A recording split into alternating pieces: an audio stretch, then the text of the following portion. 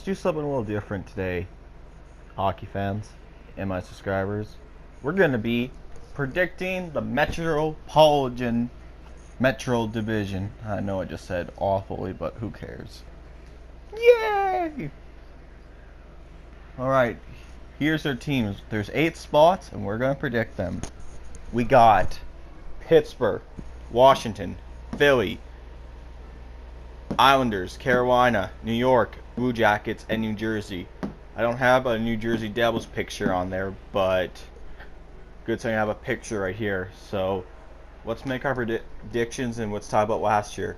Let's start from the bottom. New York Rangers, a team that was pushing for playoffs, but eventually realized this team was not going to do it. It was time to get younger and do a rebuild. Ended up trading a lot of their guys, Rick Nash, Ryan Dunna to Tampa, and Rick Nash went to Boston, and finished sadly 34 wins, 9 losses, which means 39, and OT 9, 77 points. New York Islanders 35, 37, 10, and 80 points. Islanders sadly this year lost John Tavares.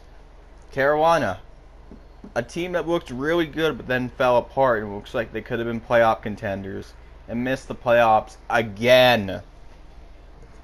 Oh boy. 36 wins, 35 losses, 11 OTs, and 83 points. And New Jersey, who hasn't made the playoffs since a cup run, is just impressive. The last time they were in the playoffs, let's try to remember what year was it. Was it 20? I know they burst the Blackhawks. No. They burst LA in 2012. Who had an impressive year thanks to players, which I'll name when making my predictions. 44 wins, 29 losses, 9 OTs, and 97 points. Columbus, 45, 30, 97. Philly made the playoffs after 2017. 42 wins, 26 losses, 14 OTs, and 98 points. Pittsburgh, a team that failed to win the third cup in a row, sadly. 82 points. I was looking at the games. 47 wins, 29 losses, 6 OTs, and 100 points. And now our current champions, the Washington Capitals. 49 wins, 26 losses, 7 overtimes, and 105 points. So, let's make our predictions and talk about the teams and who they lost. And no, this isn't a Penguins chat. Let's look at our first place prediction. And here's our first place. The Stanley Cup champions, Washington Capitals. Shut that goal horn off now.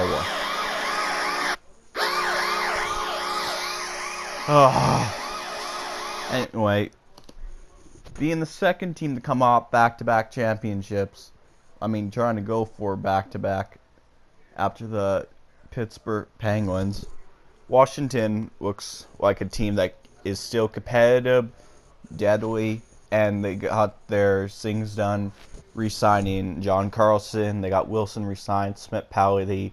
They got Depp and Ovechkin, Kuznetsov. They got the entire team there. They bought Brooks Orpik.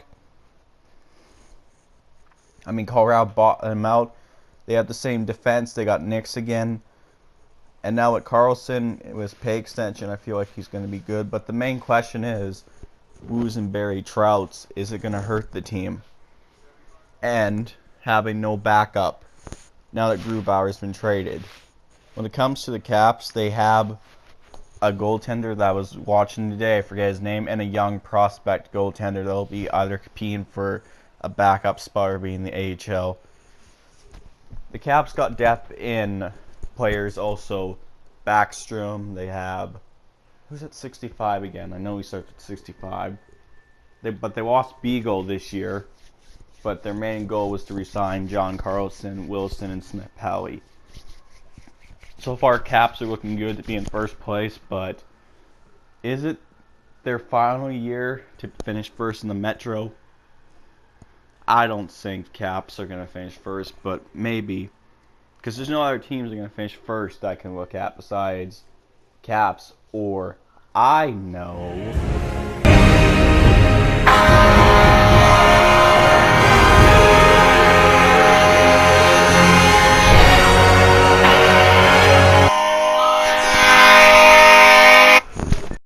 Alright, coming off back-to-back champs and sadly losing the cup this year to a rival known as the Washington Capitals. Pitt is looking to make a huge stride back and fulfill their destiny to complete a dynasty. 3 cups in 4 years. How's Pitt going to do it? Let's take a look.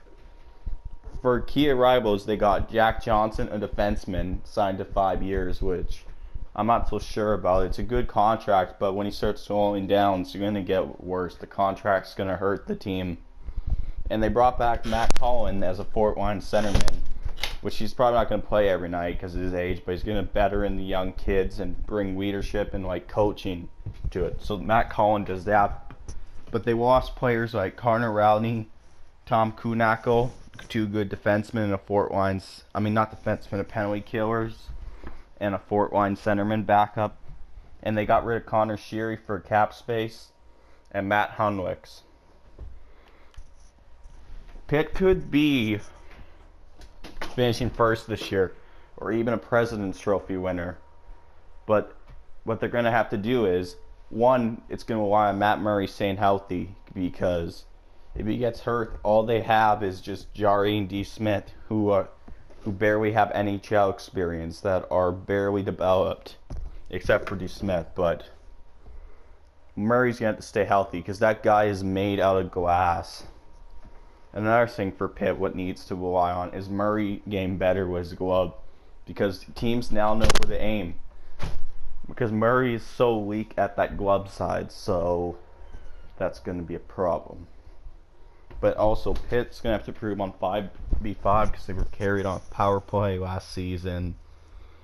They need to start winning games, not win one, lose one, which they did multiple times this season. And stay out in the box. And hopefully the defense will improve, because with Jack Johnson, they got some improvement. They got Watang, they still have Mata, they re-signed Jamie Olesiak. And for depth, they got Crosby, Malkin, Bassard, Rowley, Phil Kessel, Hagman, Hornquist. The players are there. They got young guys like Sprong hoping to make a big impact, and Zach and Simon, but they're going to need play time to develop in the NHL. And when it comes to Pitt, where I picked them, first or second, but I think they might actually finish first, because Washington looks like he could have a Stanley Cup hangover, fall apart, or pressure's on Holtby, because he has no backup now in Grubauer besides a young kid who's a prospect, and I forget the other guy's name. So if they're going to have to use Holtby a lot, it might tire him out for playoffs. But so far, I'm picking first either to be Pitt or Washington. If I'm wrong about any of the facts I'm saying, please don't cut out my tongue and make me an A-box like in the Hunger Games. So yeah, first or second.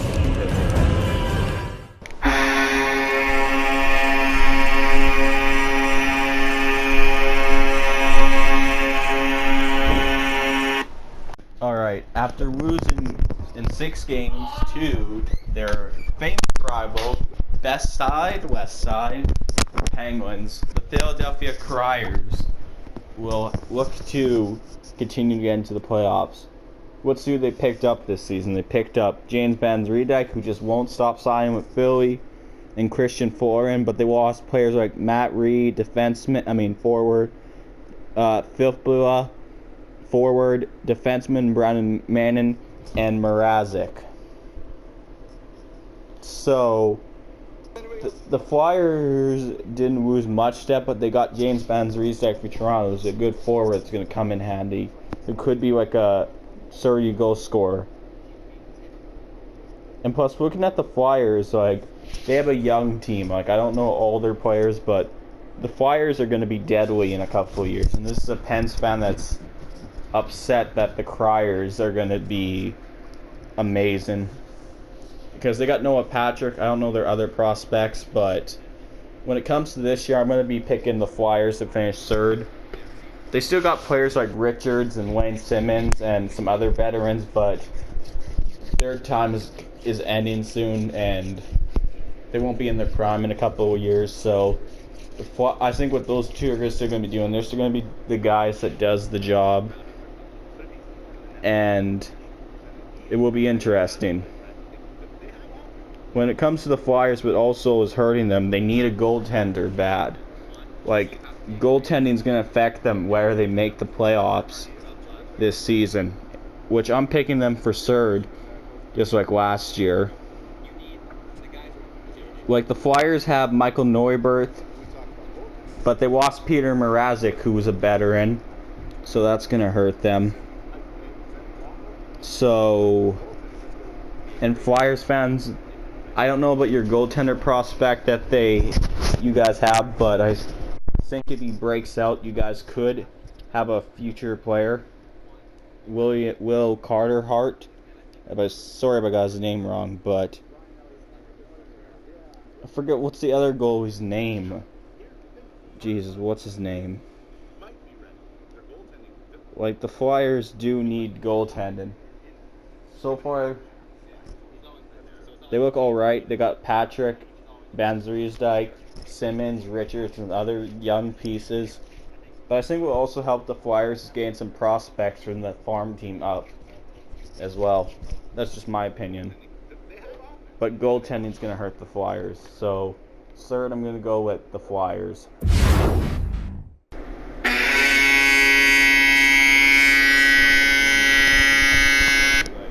Shane Finito, I think I said his name wrong, but I know Bobrovsky's good. They got John Toro, but the team that's the most unsuccessful team in the NHL that still hasn't won a playoff series, it can't get past the first round.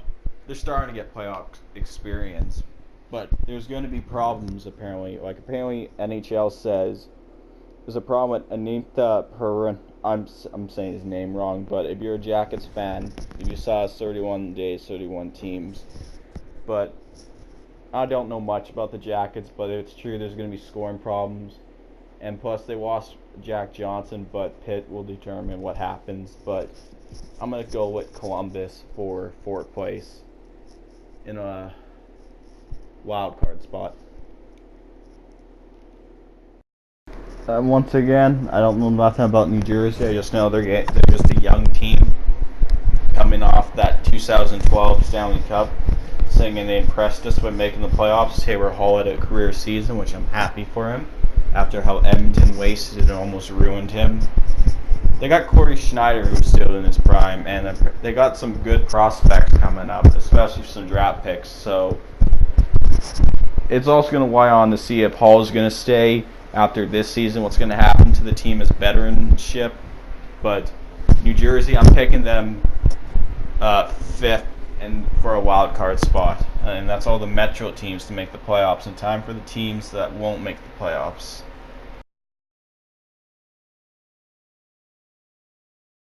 Alright, the final teams. Islanders have recently lost John Tavares, which has hurted them now. They had an awful season, and I think they should have traded Tavares 2 years ago when they had the chance, because they could have got a draft pick or pieces out of him, but Tavares screwed them. A lot of people are calling Tavares a traitor, but they technically did waste his precious years, and Tavares was tired of not making the playoffs. So, Islanders, I'm going to pick them sixth place, but with Barry Trout's coming in, and maybe if this team has some prospects, like, I don't know.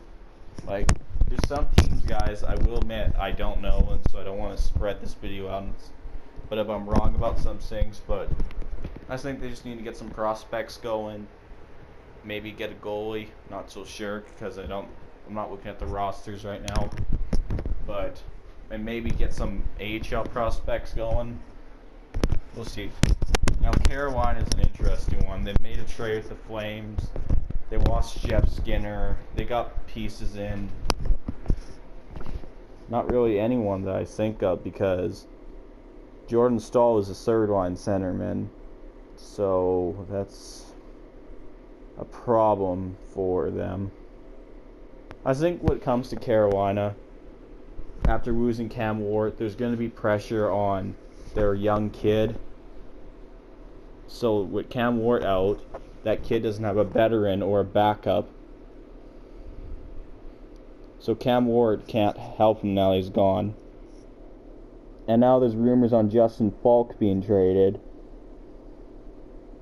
And now after losing Jeff Skinner in a trade to Buffalo, I just don't know about Carolina. They've been struggling to make the playoffs. They haven't made it since 2010. And it's honestly upsetting to see Carolina lose. Because if they keep this up, they're not going to have fans and they're not going to have people coming to their games.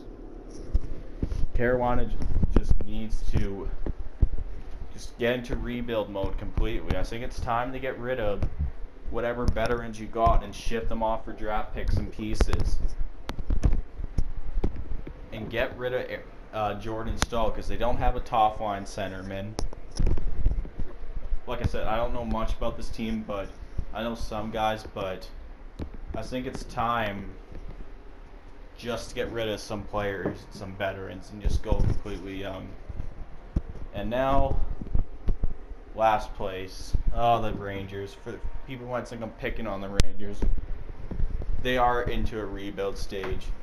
The Rangers' time is up, and it's heartbreaking to see the Rangers not go anywhere, because like they had their best chances in 2014 and 12 and they failed to capitalize on it. So now what's going to happen for the Rangers?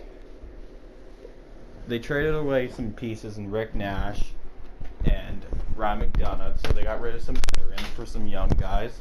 They're going in the right direction. They got rid of their coach, so it's also the right direction. But a lot of people are saying Henrik Lundqvist, if he's not used to success anymore, he's not going to be happy, because even if this team can make the playoffs, which I doubt, Lundqvist is going to have to carry them. And plus, he's not as young as he used to be. He's still good, but he's not as young. And about the Rangers, what I think needs to be done after finishing 8th, I think it's the best if things are not working out in the beginning, I think they need to ship off Mark Stahl and Kevin Shattenkirk and trade them for some young pieces. That's because I don't think veterans is the right way to go. Maybe a few, not like big ones, but you're not going to get much from Mark Stahl. I don't know for Kevin Shattenkirk, but I think the best option for the Rangers is go young. I think Rangers will be in a rebuild for 4 years. And Rangers fans, your team will rise again. Don't worry, they will. Alright, this is the end of my predictions video. If I'm wrong about anything, please comment and just tell me what I was wrong about. What's your predictions in Hardcore Gamer? Now that you've seen the standings, what are you predicting? Thanks for watching. Leave a comment below, and if I'm wrong, just let me know.